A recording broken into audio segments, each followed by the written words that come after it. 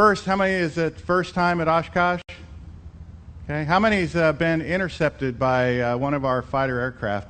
Normally there's somebody that actually raises their hand, so I wanted to check that anyway, but bottom line is to kind of kick things off, you decide today, again, beautiful day, you're going to go out and get that $100 hamburger. Oh, by the way, yeah, probably not $100 anymore, but once you get airborne, this is what you end up seeing off your left wing. You see an F-16 come alongside of you, rocking his wings. He cuts across you, puts his flares out, and you go, what do I do now? So hopefully at the end of this presentation you'll know what to do. And so next slide, if I can make this work, clicker. There we go. So hopefully we'll give you a little bit of insight into NORAD. We won't dwell on it too much, but give you kind of a history of where we were, where we are today. Obviously, flying in the United States is a great privilege for us, and if you have flown anywhere else in the world, you'll realize that we really do have very open flying rules and airspace.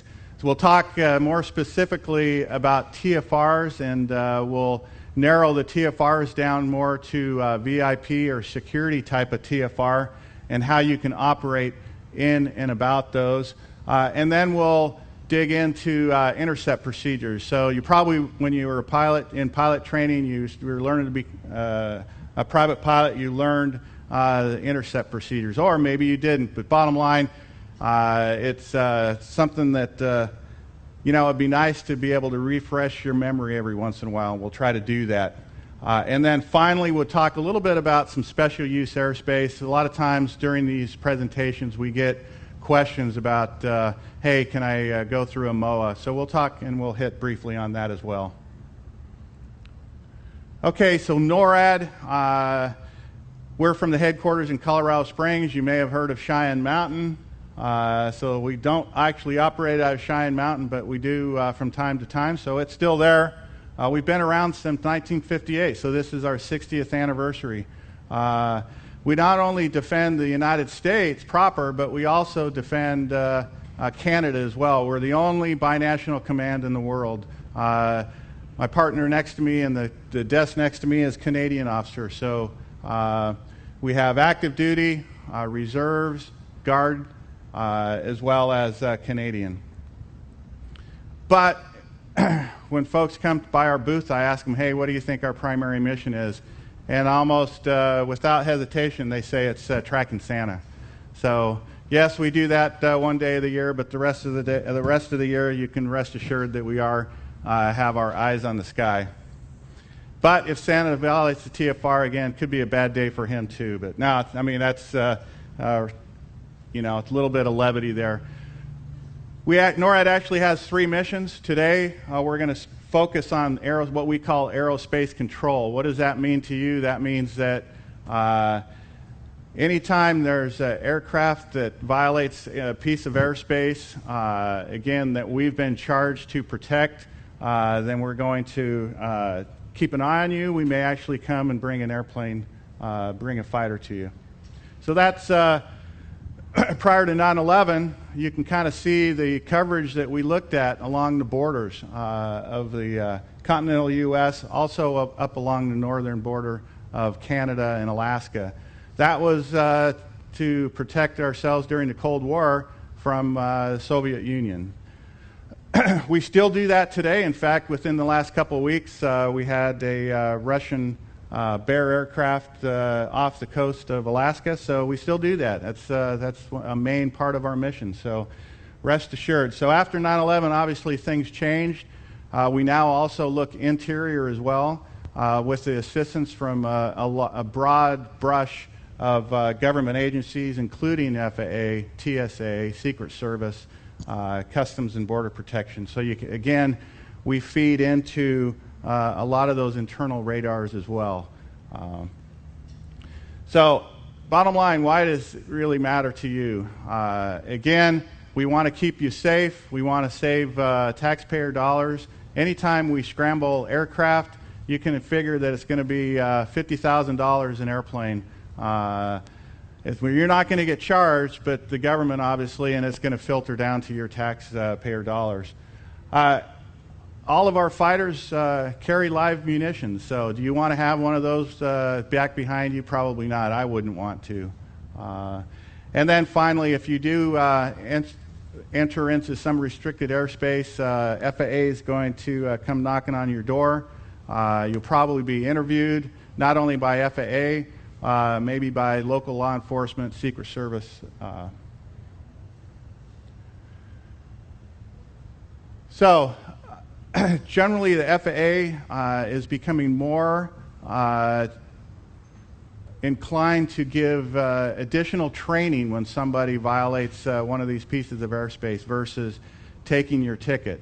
Again, it comes down to they interview you and find out, hey, I just didn't know about it. I got out of the way when I heard about it. Then it's probably going to be additional training. But it can go all the way to taking your ticket away for a while. Okay? And then bottom line, you're going to put your passengers in an unsafe situation, as well as yourself. So who does NORAD intercept? As we kind of talked about, somebody that's flying through restricted airspace, whether it be a TFR or security airspace around Washington, D.C., that's called the Special Flight Rules Area, or SFRA.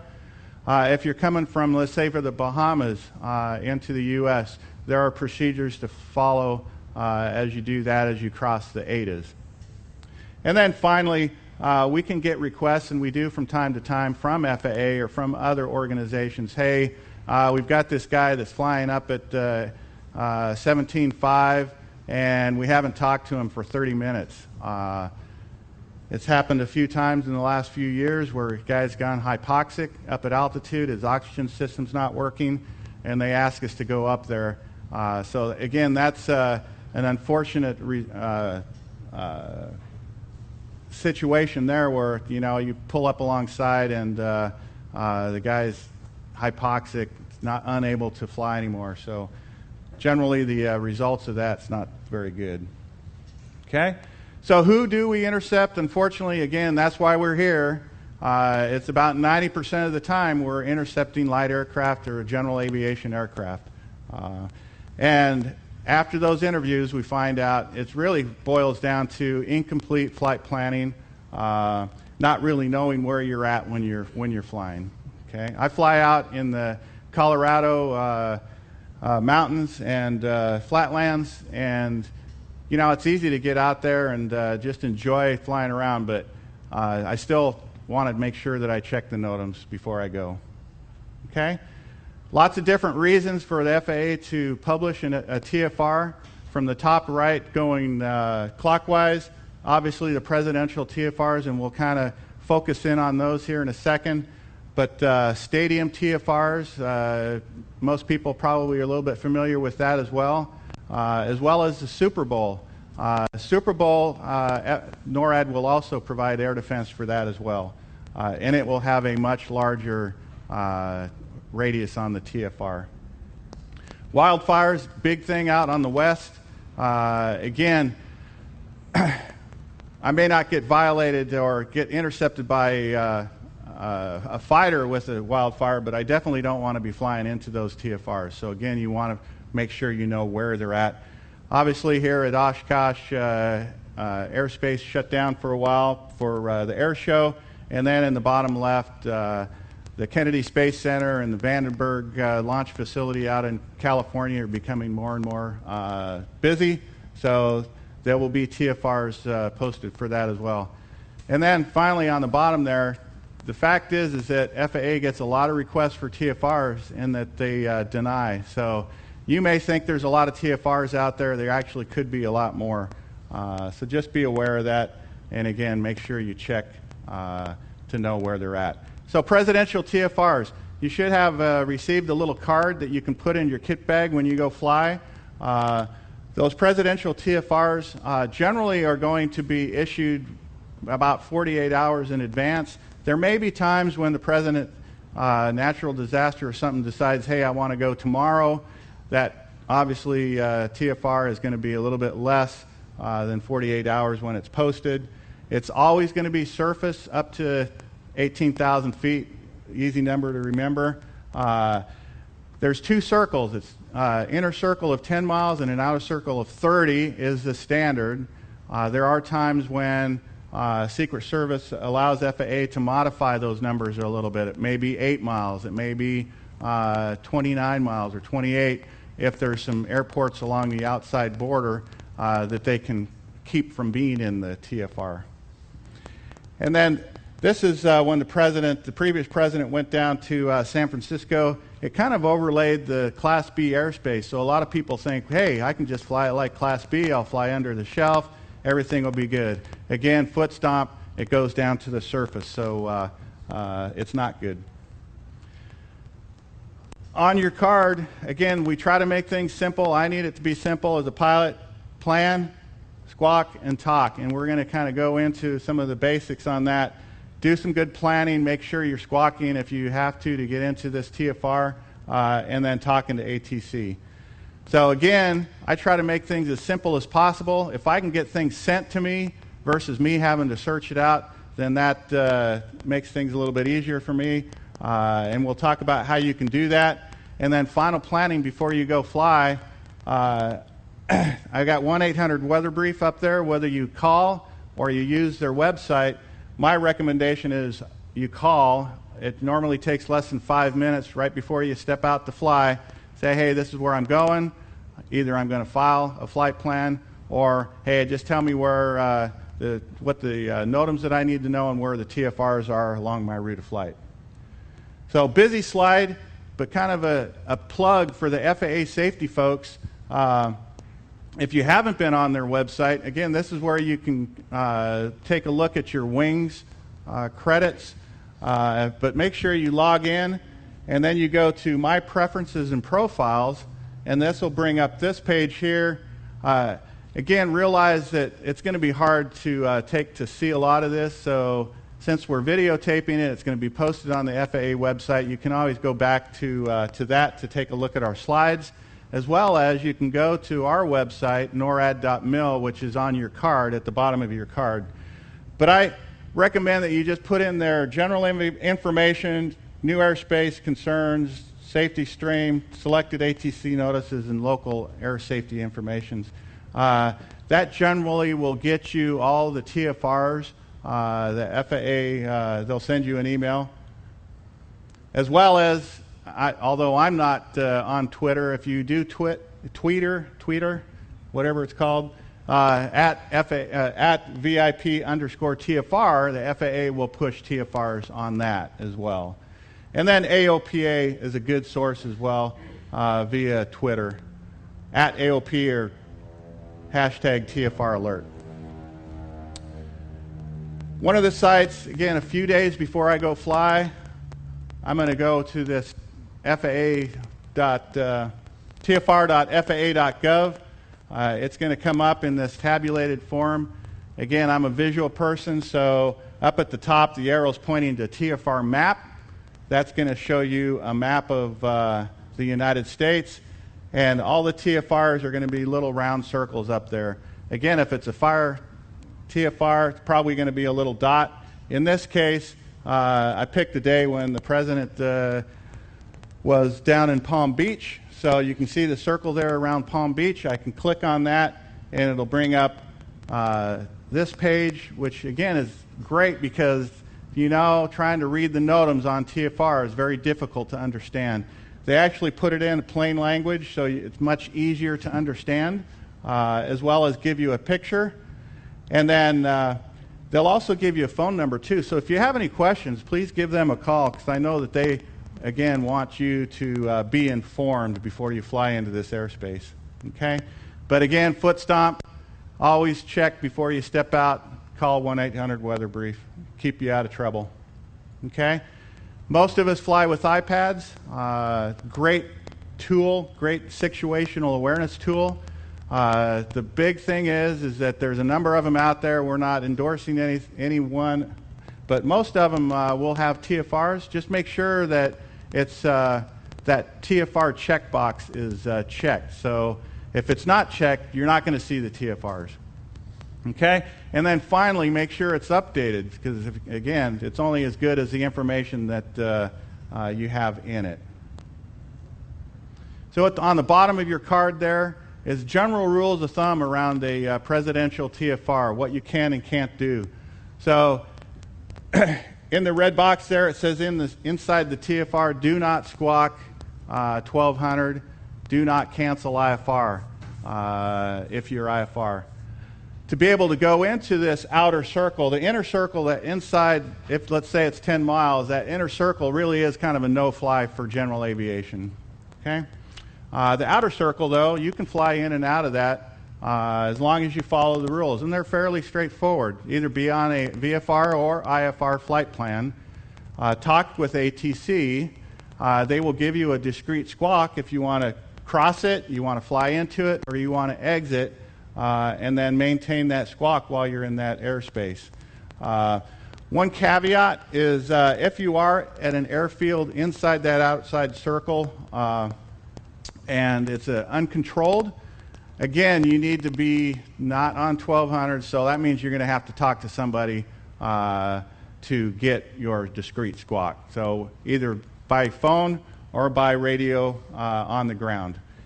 And finally, if you don't need to go inside of it and you don't want to, then that's fine too. What I recommend, though, is I recommend that you give it a good 3 to 5 mile buffer. Okay, don't try to fly right along the edge of it. Not only will NORAD be looking at you, but obviously FAA will be as well. If you're flight following, again, flight following is a great tool. The controllers want to talk to you, and they will help you stay clear of it as well. So your GPS, again, very accurate. You can fly right up alongside of it. It's going to show you that you're outside, but the FAA radars may not be as tuned in as your GPS. So they may actually show you inside. Who wins on that? Probably the FAA is going to win. Okay? If you're lost comm, don't enter the TFR. If you find yourself inside the TFR and you think you're lost comm, then make sure you're squawking appropriately. Don't squawk 7500. Okay, that's gonna, bells and whistles are gonna go off. But squawk 7600. Okay, if you feel like it's an emergency, then by all means squawk 7700 for that. But remember, 7600 for lost comm. If you're IFR, again, follow the rules. For IFR, if you're VFR, exit in the shortest direction. Okay. Giving many of these seminars, we get a lot of questions. And again, we just ask folks, if you're doing multiple legs, obviously when you get on the ground, you're going to check the weather, check the local NOTAMs. We ask that you, again, recheck to make sure nothing's changed, because it may have been a while since you've updated your iPad. Obviously, things can change. One guy said, hey, I like to take my cub out. I go camping for a week out in the wilderness. I'm outside of radar, or outside of cell phone coverage, and so what do I do? How do I find out whether it's a TFR? Well, if you are within cell coverage, then give the call before you take off. If not, you do the best you can. Take off, maybe spiral up and then start trying to call ATC, get a hold of them, make sure you're good to go, and then proceed on your way. Okay? So that's kind of quick on TFRs. Again, the president, we're expecting him to travel quite a bit this fall with the election season come up. He's in Bedminster this weekend. He was in St. Louis earlier in the week. So again, behooves you to just make that one call before you go. Okay? Anybody have any questions before we start? Yes, sir. Testing one. Okay. Okay. Thank you. All right. Thank you for taking the question. I live very close to Bedminster, New Jersey, so I'm very familiar with TFRs almost every day. One of the problems we have is I fly out of an airport called Caldwell, very close to Bedminster. I do file a flight plan, and when I'm ready to taxi, I call ground, I tell them about the flight plan. But sometimes I have to wait an hour and a half before we get to go. And we ask, what's going on here? Well, what's happening is they give Teterboro priority clear up all the airplanes, then they go to another airport. So is this the future of the TFR activity? Boy, I think that's maybe a local air traffic control issue. That really is an FAA question that I can't answer, but yeah, it sounds like that would be difficult to have to wait that long. So, anybody have anything else? Yes.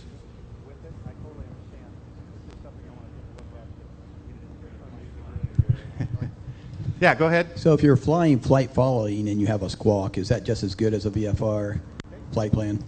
Well, if you look at the legal text, it says you have to be on a VFR flight plan. Now, if the ATC controller says you're, squawk 6234 and you're cleared in, then I would go. But again, if it says you need to be on a flight plan, I would make sure I'm on a flight plan. Okay? Anybody have anything else? I have one for you. Sure. I'm from Reno, Nevada, and when the 30-mile ring, it bisects the airport at Minden, Tahoe, 30 miles south. And it's interesting because when an airplane's going to depart there, if he takes off to the south, he's good. If he takes off to the north, he's entering it. You mentioned that it doesn't always have to be 30 miles. Who makes that choice? Can ATC in Reno cut that back to 29? Well, my understanding is it's a collaboration between the Secret Service and FAA. So a lot of times we'll see little cutouts along that 30-mile circle. So again, great question, and that's one of those where somebody asked us as well, hey, can I take off and just do patterns? And in that case, probably the answer is no, because you're going to go inside and out of it. I was just going to say I'm retired FAA, and when the president would come to our airport, Secret Service would be in the tower with us. So as long as you're talking to ATC, that's probably your best bet of being clear, of being good. Yep. Okay, great. Anybody else? All right, let's go ahead and talk about intercept procedures. So a lot of people come up to our booth and they say, hey, I've got a J3 Cub, I fly 50 miles an hour, and you're not going to slow down with me. Well, you're right. Our fighters are not going to slow down with you. But the reality is that we have a lot of systems on board. We are always going to fly as a two-ship. So when one person flies past you, our wingman is going to be back behind you, and then we'll cycle around. So we got some videos. We'll show you what that looks like. But bottom line is, again, you as a taxpayer has given the military some great equipment, and no, we're not going to lose you. We'll keep our eyes on you. Okay? The AIM does talk about intercept procedures. Again, if you want to read the paragraphs, by all means do that, but I'm going to try to boil it down to something that's simple. If you do come into this airspace, ATC is going to try to get a hold of you on the frequency that that you should be on that in that area. If you may not be flight following, again, my recommendation is if you have a second radio or a backup, come up on 121.5 and monitor that. Okay, make sure the volume's turned up on it, because they'll probably be calling you if they can't get you on the ATC frequency. Okay. So as I mentioned, our fighters will take off in pairs of two. We may be on the ground and get scrambled to get airborne. We may actually be airborne overhead when that TFR is active. And then finally, when we do get committed to come in and take a look at an airplane, we're going to come down, generally come up on the left side, because that's normally where the PIC is. If you could go ahead and click on that video. From the perspective of a 120-knot general aviation airplane, the F-16 shows up all at once. The wing wag, in turn, mean, follow me. If a GA pilot doesn't change course, the fighter pilot's tactics become more insistent. So you see him come up, doing the wing wag. He's going about as slow as he can go. He's on a Cessna aircraft. So are you going to see him back behind you? Well, not unless you're looking behind you. Generally, we look forward. So you're going to hear actually the jet noise as it comes by the left side. You're going to look out and you go, holy cow. And on this case, this guy pulls away fairly aggressively. So what does that mean? What that means is keep doing what you're doing. Here's the different type of aircraft that you can see. Again, from the left clockwise, the F-15. On the upper right, the F-16, which was in the previous video. F-22s, we're also using those. And then up in Canada, they fly the CF-18s like the Navy F-18s we have here in the States. So as I mentioned, remain predictable. What does that mean? That means maintain your heading, maintain your altitude, and airspeed. If you can think of it, acknowledge with a wing rock. What does a wing rock look like? If the fighter's going to be able to see it, it's got to be at least a 30 to 45 degree turn left and right. Okay? Do that a couple times. If you're up on 121.5, probably before he actually went by your wing, he's already been trying to get a hold of you. Okay? The way I look at it is I'm going to show you some of the visual signals, but the reality is if you can talk to him on the radio, it's going to be much clearer on exactly what he wants you to do. Turn left, heading 270, okay?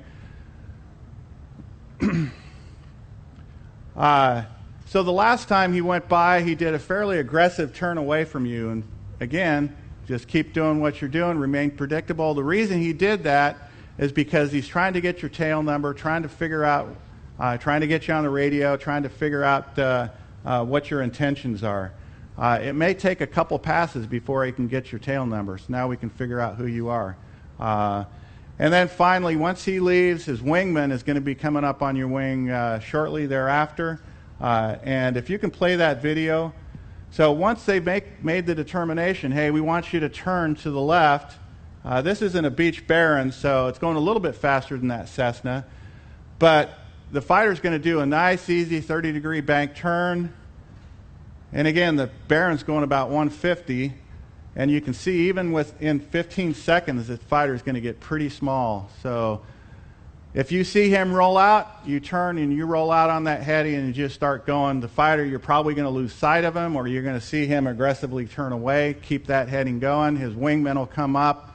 If he wants you to turn a little bit more, he'll do the same thing a second time. Okay? If you get into the airspace and our command and control say, hey, we need to get this guy to turn now, he's going to do what we call a headbutt maneuver. So he's going to come up again on the left side, and then he's going to go aggressively across the nose, possibly putting out flares. If you can go ahead and play that video, please. Yeah, go back and play the video. Thank you.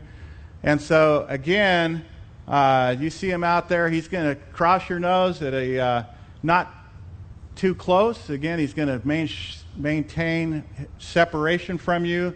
In this case, you see him kind of fly above your flight path. He probably, we've been working on the training for our guys, you're probably going to see him fly below the horizon because the jet wash and the wing vortices will go down. So again, maintain your altitude, don't descend, and then you're not going to end up going through his jet wash.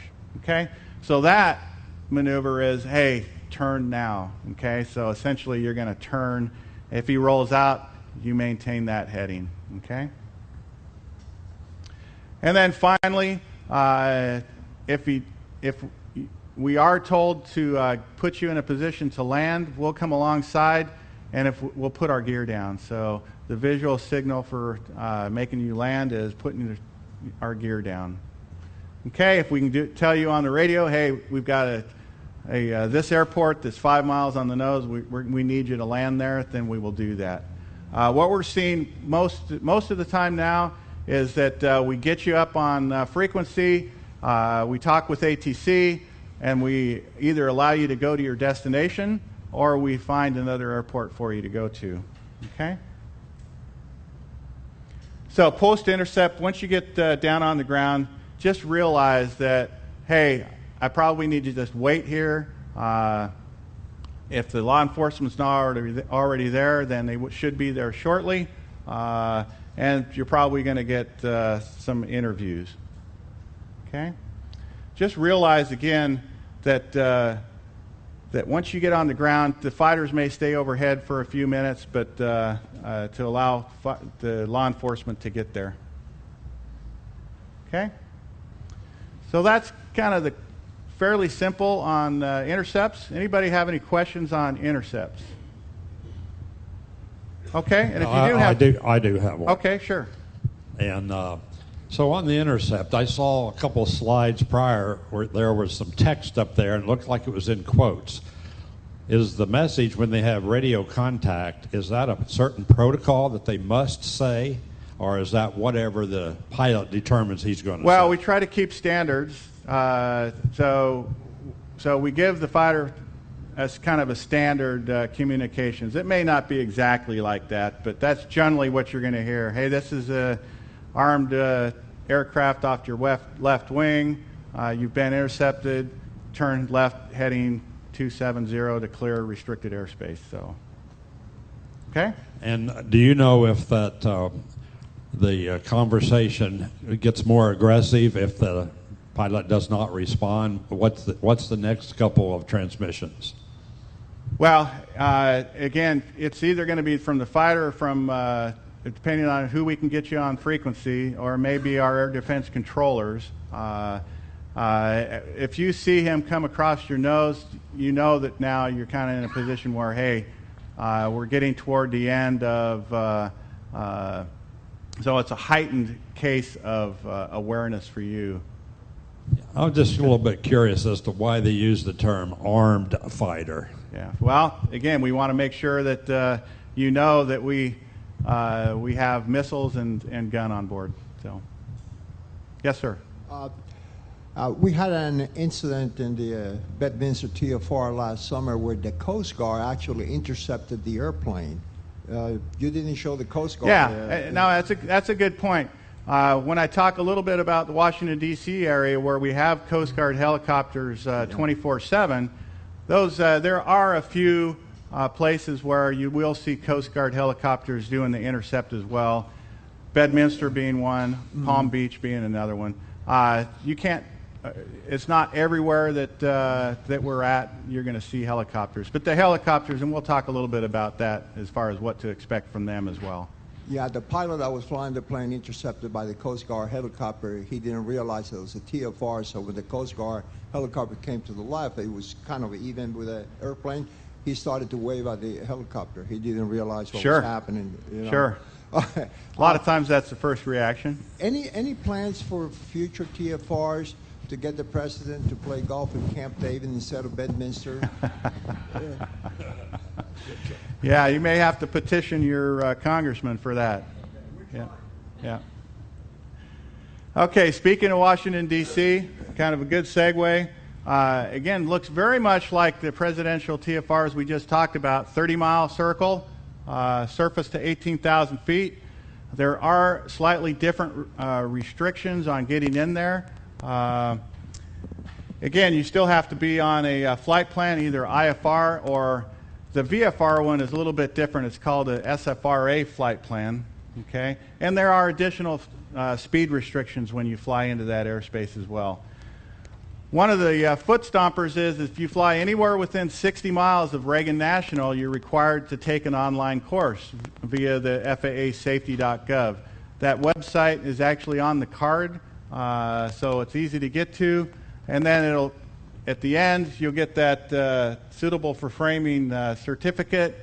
My recommendation is to kind of put it down to wallet size and carry it with you. I've got mine with me, and I haven't flown in the CIFRAs. You only have to take it once, but if you only fly in this airspace once every 5 years, I would kind of recommend you get a refresher before you go fly.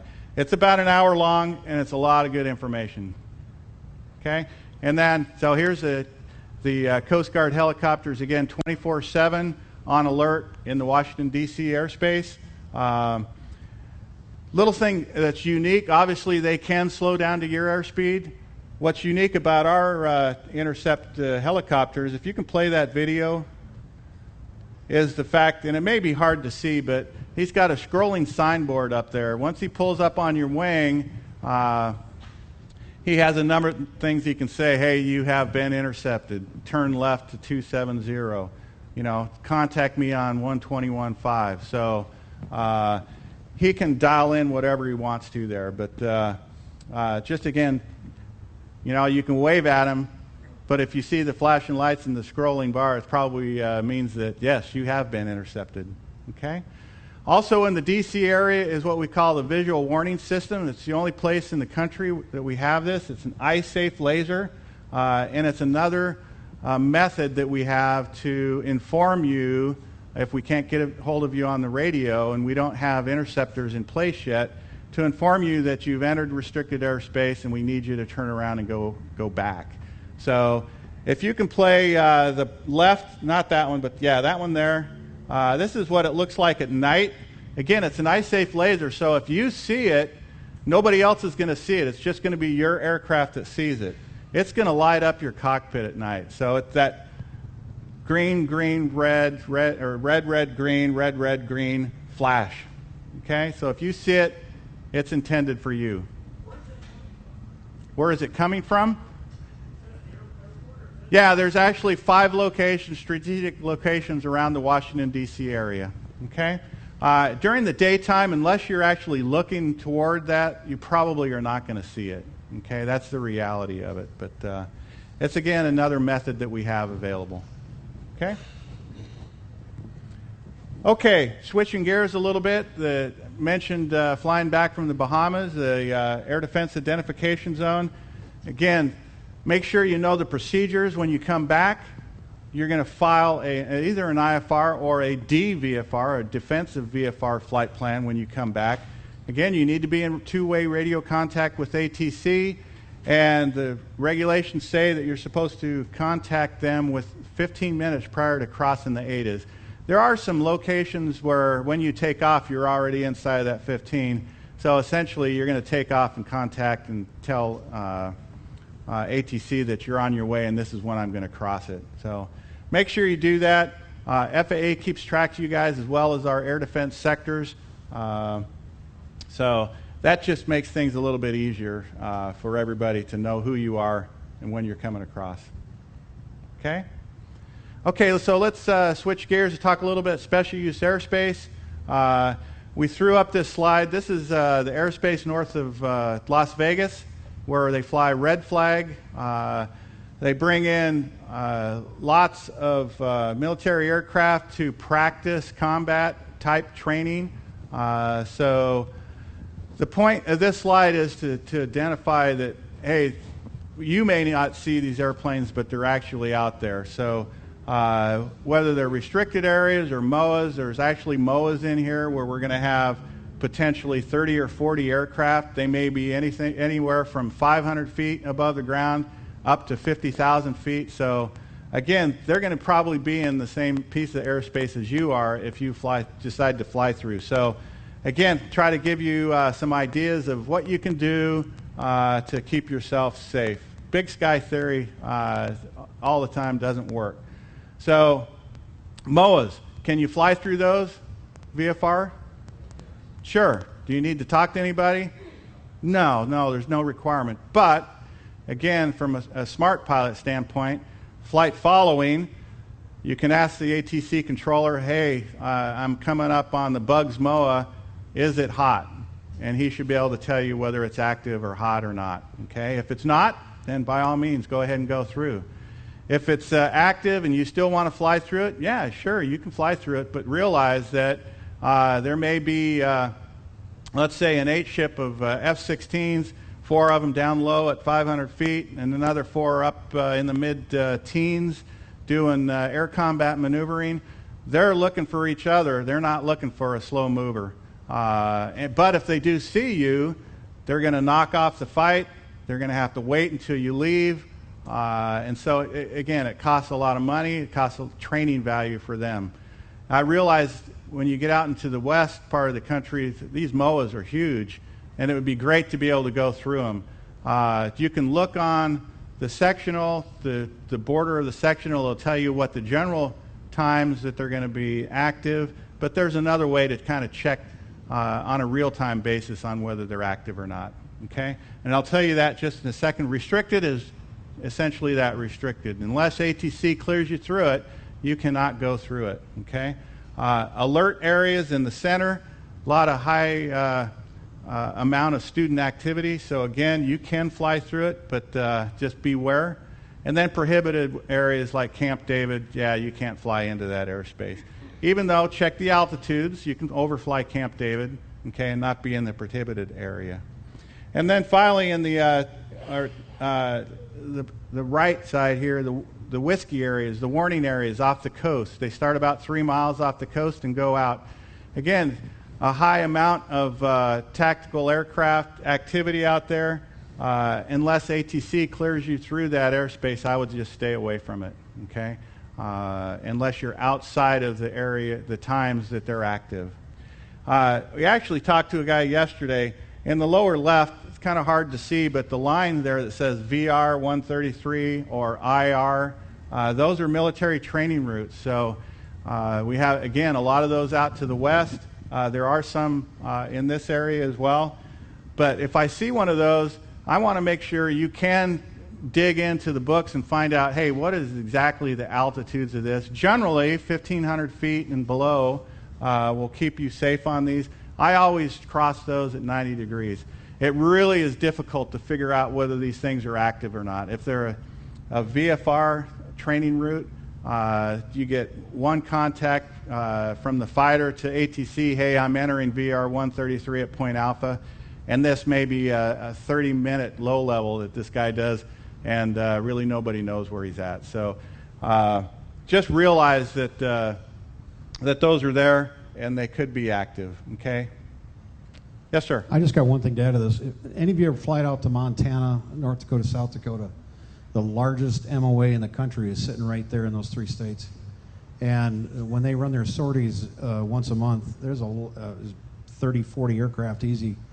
When they do their monthly, or they're actually, I guess it's their annual or semi-annual training up there, there's probably upwards of about 5 or 6 countries that are involved, and we're talking several hundred aircraft that are now involved in those sorties. So, yeah, make sure you check the NOTAMs on it, and some of that can be down to the surface. Right. Yeah, and that's a good point, because those MOAs, again, check to see what the altitudes of the MOAs. You may actually be able to fly underneath them. Or over top of them. Generally less over top, but more often potentially underneath them. Okay? The special use airspace website that FAA has now, sua.faa.gov, is a good resource. Again, would I check it 2 days before I go fly? Well, no, probably not. I want to check it soon before I go fly. And it'll have all of the special use airspace. And then it'll be color-coded. So you see lots of reds there. That means that those pieces of airspace are active. Now, the reality is that if they don't say that they're active, that doesn't mean that they're not going to be active during your time of flight. So the reality, again, is make sure you do flight following, talk to ATC or the controlling agency for that piece of airspace as you approach it. Okay? To set this website up, starting from the right going left, select the map layers. You can actually pull TFRs up on this as well, and then the special use airspace on the left. I just have everything selected, and that's what you saw on the previous slide. Okay? So again, that's just another tool. Your EFBs, your iPads, my understanding is they don't show whether special use airspaces are active or not. I mean, you are going to see the MOAs and all those on your sectional. But bottom line, before you walk out, if you just remember, plan, squawk, and talk. Do some good flight planning. Check 1-800 weather brief for the TFRs.